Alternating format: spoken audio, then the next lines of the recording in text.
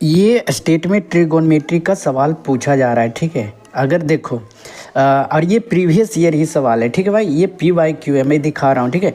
ये कहेगा कि यदि sine alpha plus sign beta plus sign gamma बराबर 3 हो तो sine cube plus sine cube beta plus sign 3, यहाँ पे देखो क्यूब, यहाँ पे क्यूब होगा, ठीक है। ये टाइपिंग है, ठीक है।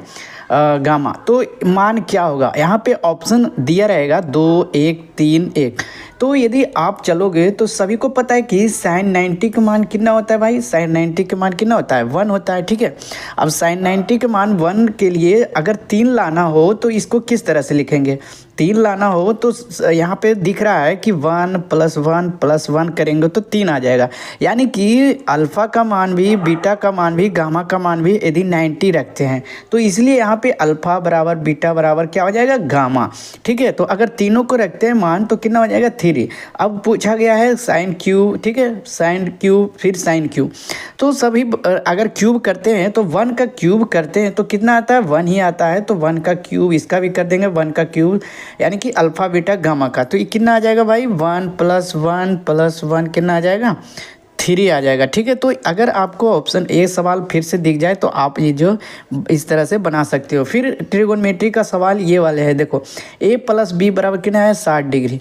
तो sine a × cos b + cos a × sine b, ये कब होता है भाई। तो ये सभी को पता है, ये फॉर्मूला होता है साइन a + b रहता है तो, ठीक है। तो साइन a + b रहता है तो क्या होता है, sine a × cos b + cos a × sine b। अब ये + b का मान कितना दिया गया है, 60। तो साइन 60 का मान कितना होता है भाई, साइन 60 का मान होता है √3/2। हमारा आंसर कौन सा हो जाएगा, ऑप्शन डी हो जाएगा, ठीक है।